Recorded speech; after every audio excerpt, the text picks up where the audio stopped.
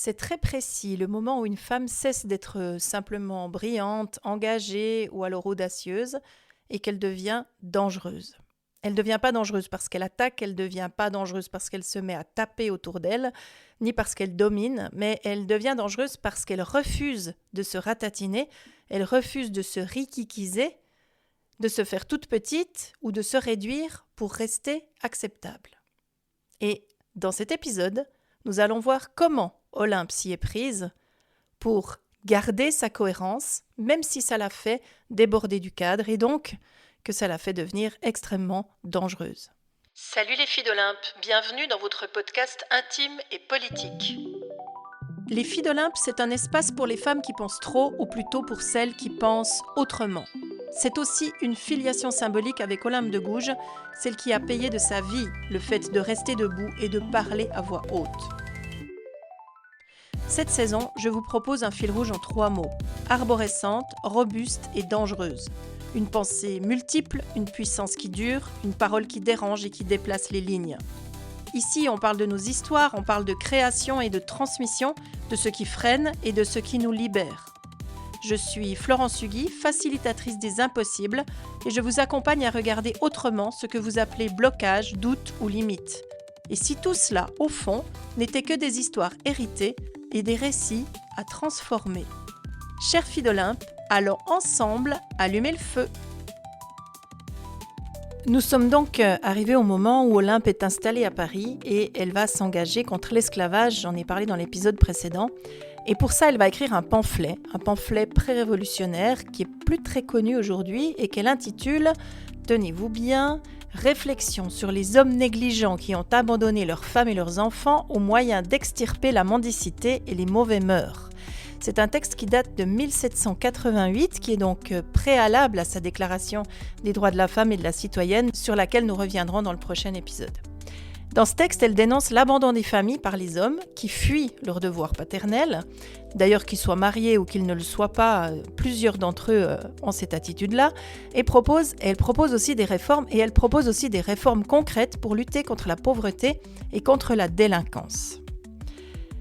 Alors, elle publie ce texte en pleine crise économique, faut quand même le dire, c'est l'hiver 1788-1789, et puis la situation n'est pas très brillante pour la population qui souffre passablement de cette crise. Donc ce texte, il va s'inscrire dans les combats qu'elle mène pour les femmes plutôt vulnérables et puis les enfants, surtout les enfants illégitimes, parce que ceux-là, ils souffrent encore plus que les autres. Et elle relie ça à la mendicité et à ce qu'elle appelle les mauvais mœurs, c'est-à-dire toutes les difficultés qui s'en suivent quand il n'y a plus aucune source économique qui arrive dans un foyer.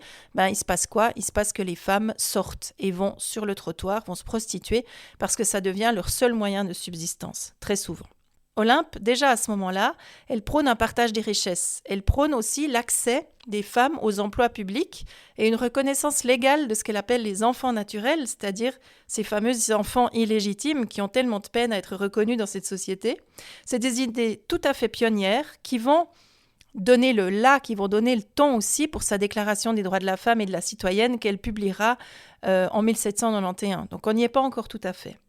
Mais elle ne va pas s'arrêter à cette seule cause. Elle va aussi plonger dans des combats qui permettent de transformer la vie des femmes parce qu'elle a repéré plein de choses extrêmement inégalitaires dans cette société et elle a envie de faire dépasser ces freins et ces limites qui sont posées à la vie des femmes.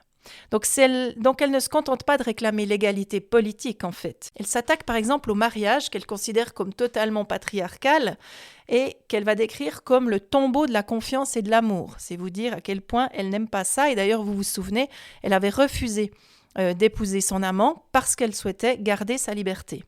Elle défend aussi le droit au divorce. Le droit au divorce, il sera finalement accepté par l'Assemblée législative en 1792, mais à ce moment-là, ce n'est pas encore le cas, et donc Olympe, c'est une des premières qui va venir défendre ce fameux droit au divorce, et elle va militer aussi pour la suppression du mariage religieux au profit d'un contrat civil plutôt égalitaire, en tout cas plus égalitaire que le mariage tel qu'il est conçu, tel qu'il est considéré à cette époque-là. Elle imagine en fait une sorte de contrat social de l'homme et de la femme, donc des espèces de de vrais contrats en fait qui lieraient un homme et une femme. Et c'est intéressant parce que nous avons voté hier en Suisse sur l'imposition individuelle et plus une imposition commune dans les couples. Ça fait 40 ans que le Parlement et que le monde politique essayent de trouver des solutions à ce problème et ça rend les choses beaucoup plus égalitaires. Donc vous voyez, on est dans des choses qui se passent avant la Révolution française avec Olympe de Gouges et qui finalement trouvent des échos dans notre société de 2026 avec des votations aujourd'hui en Suisse qui vont permettre d'avoir enfin une imposition individuelle pour les femmes comme pour les hommes, ce qui va être beaucoup plus juste, beaucoup plus égalitaire que quand on met ensemble deux salaires qui font payer plus d'impôts aux couples mariés qu'aux couples concubins, par exemple.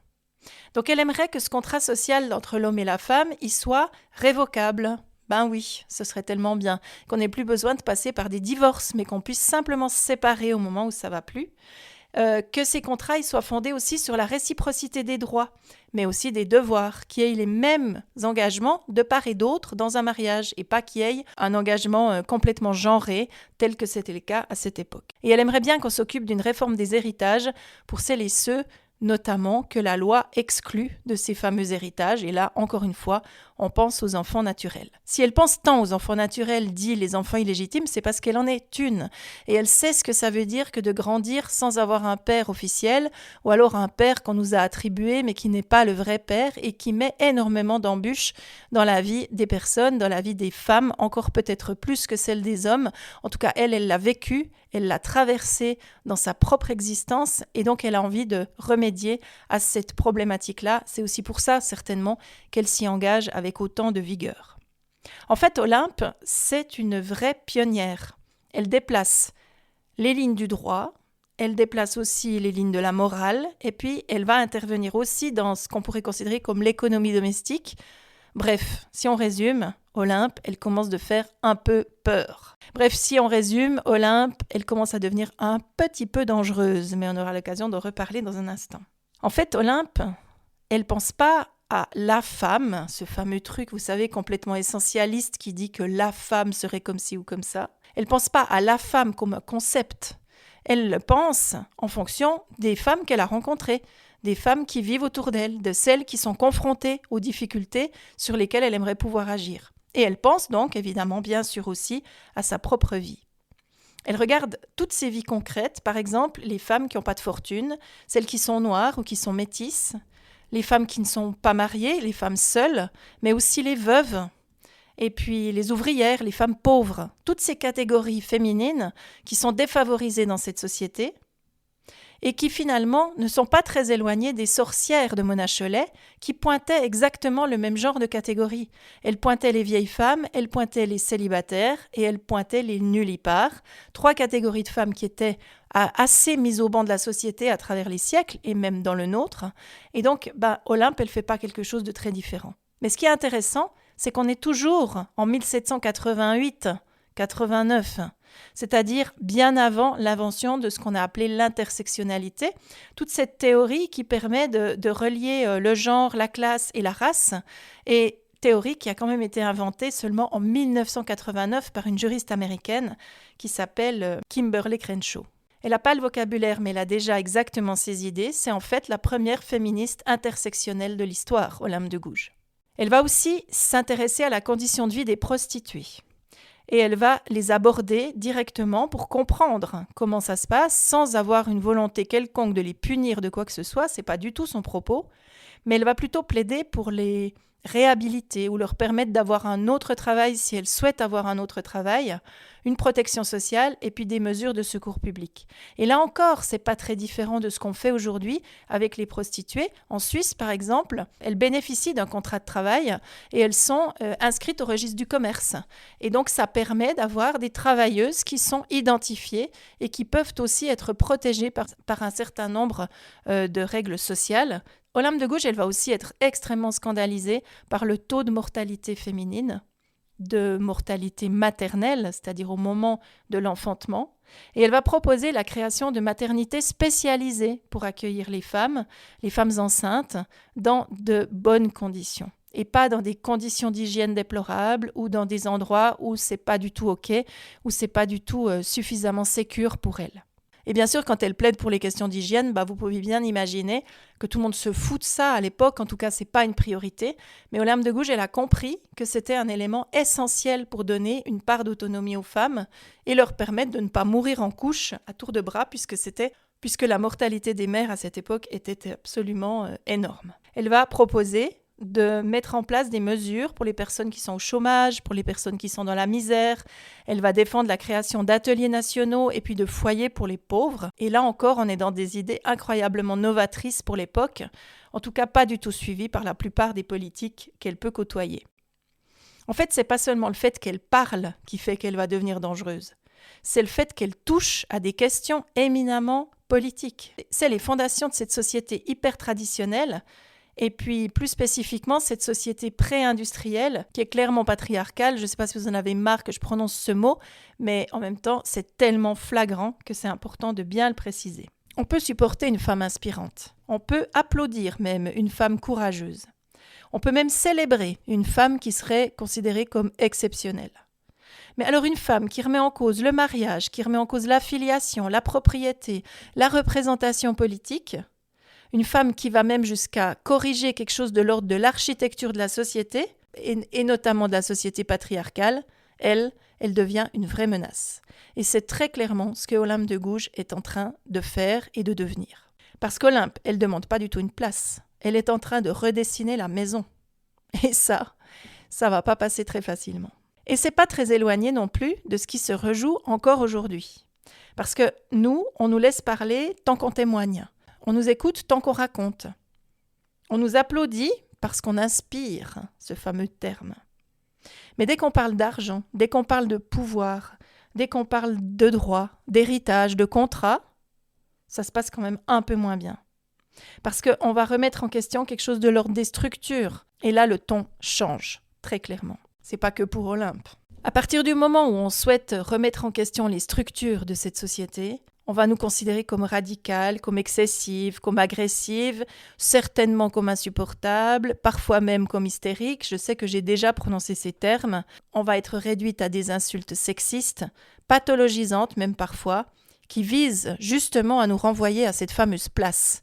Alors, où est exactement cette place ? Il y a des choses qui ne peuvent plus se dire dans le politiquement correct de notre époque, mais elles se disent quand même, et on sent bien que notre place, elle n'est en tout cas pas dans l'espace public à essayer de remettre en question ce fameux ordre établi patriarcal qui est encore à l'œuvre et qui a peut-être pas vécu des jours aussi heureux depuis si longtemps, si on y regarde à deux fois. Et si Olympe vivait à notre époque, on la considérerait certainement au minimum comme une casse-pied, ou alors d'une folle, peut-être, et puis bien sûr d'une sale conne, je l'ai déjà dit. Non pas parce qu'elle était grossière, mais parce qu'elle refusait de rassurer. Elle refusait de faire tomber la pression, de faire tomber les peurs. Au contraire, ses attitudes, ses exigences, ses revendications n'étaient là que pour faire monter la pression, pour que les choses se bougent, pour que les choses puissent évoluer. Olympe, elle n'a jamais modulé sa pensée pour être aimable. C'était pas du tout son style. Elle cherchait pas à être aimée, en vérité. Elle cherchait à être cohérente. Et c'est peut-être là une magnifique leçon pour nous. Peut-être que nous n'avons pas non plus à chercher à être aimés, mais être cohérente, c'est quand même très important et très probablement que ça apporte aussi beaucoup de robustesse. Mais plus une femme devient intérieurement robuste, et puis moins elle dépend du regard qui doit la valider. Et donc, si elle ne dépend pas de cette validation, elle devient franchement imprévisible pour un système qui fonctionne à la récompense ou à la sanction. Et c'est dans ce genre de système qu'on vit.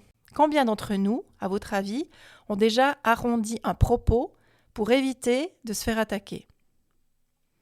Combien auraient suradapté leur ton pour ne pas être qualifiés de trop radical, de trop sèche ou de trop problématique ? Trop agressive, j'ose ajouter. Combien ont peut-être préféré se taire plutôt que d'être perçus comme des personnes difficiles ? Combien ? Et à quel moment est-ce qu'on a commencé à nous lisser pour pouvoir survivre ? À quel moment est-ce qu'on a cru que la pédagogie devait toujours précéder la fermeté ? C'est quand la dernière fois qu'on a fait ça ? Et je dis « on » parce que je m'inclus. Je pourrais vous poser simplement la question à vous. C'est quand la dernière fois que vous vous êtes mis à hurler avant d'expliquer ? Ou alors est-ce que La licitude nous a atteintes toutes jusqu'à un certain point pour ne pas trop faire entendre nos voix ou en tout cas essayer de composer avec les réalités dans lesquelles nous vivons. Et est-ce que c'est normal de composer ou est-ce que ça ne l'est pas? Chacune d'entre nous aura peut-être une réponse différente à cette question, mais je crois qu'elle mérite certainement d'être posée. Devenir dangereuse, ça ne veut pas dire devenir violente, ça veut dire devenir claire, devenir explicite et parfois certainement tranchante. Ça suppose un travail parce qu'on a appris à être agréable, à être audible, à être capable de sociabilité. On nous a appris toutes ces choses-là. Et tout à coup, on nous dit non, va falloir dire stop. Et ça, souvent, c'est pas évident. Parce que les petites filles ne sont pas socialisées tout à fait comme les petits garçons. Et que si on enseigne aux garçons à sortir du cadre, c'est pas ce qu'on fait avec les petites filles.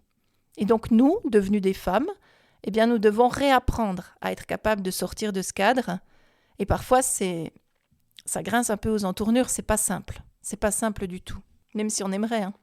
C'est pour ça que j'ai créé des programmes de 10 jours. Les 10 jours, c'est des programmes qui peuvent s'étendre sur un peu plus longtemps, hein, très sincèrement, mais ils sont là pour travailler notre légitimité ou pour muscler notre boussole intérieure ou alors pour sortir de la suradaptation à laquelle on doit faire face, même souvent de manière très inconsciente. C'est aussi des programmes de 10 jours pour clarifier un peu notre posture et voir où on a envie d'aller. C'est pas dans le but de devenir plus performante, pas du tout, mais c'est peut-être dans le but de devenir plus cohérente et de nous aider à atteindre nos objectifs, nos envies, notre manière de vivre, celle qui nous convient au plus profond de nous, en étant soutenus par des programmes courts, mais des programmes qui peuvent avoir un vrai effet bénéfique sur nos choix et sur nos décisions. Et donc, bien sûr qu'avec ça, on va devenir nous aussi un peu plus dangereuses, parce que un peu plus cohérentes. Pour terminer, j'ai envie de vous poser une question toute simple. Sur quel terrain vous seriez prête à devenir dangereuse? Est-ce que ce terrain, ça pourrait être celui de votre temps, celui de votre argent, celui de votre corps, celui de votre travail, celui de votre désir? Ou alors, ça concernerait votre engagement? Qu'est-ce qui vous empêche aujourd'hui d'aller dans la direction de ce qui pourrait peut-être vous animer et vous mettre dans un état de dangerosité tout à fait intéressant pour cette société qui a besoin d'un peu de poil à gratter. La dangerosité dont il est question ici, vous l'avez compris, ça n'a rien de destructeur. C'est plutôt de la structure, justement, de la construction, de la reconstruction. La dangerosité en question, elle révèle les fissures de notre système, mais elle empêche aussi de nous permettre de retourner au silence, de faire comme si on n'avait pas vu, de faire comme si ça n'existait pas. Olympe, elle cherchait pas du tout la toute-puissance. Elle voulait pas dominer. Elle voulait juste qu'on puisse vivre dans une société égalitaire, dans une société un peu plus universelle et un peu plus cohérente. Et ça a clairement suffi pour faire d'elle une grave menace. Et de ça, nous parlerons dans l'épisode suivant. Et je vous le rappelle, on ne naît pas libre, mais on peut le devenir à coups de mots, à coups d'actes et à coups d'audace. Et encore une fois, je crois qu'Olympe nous montre très clairement le chemin. Merci de m'avoir écouté jusqu'au bout. Je vous donne rendez-vous pour l'épisode 4 de notre série sur Olympe très bientôt.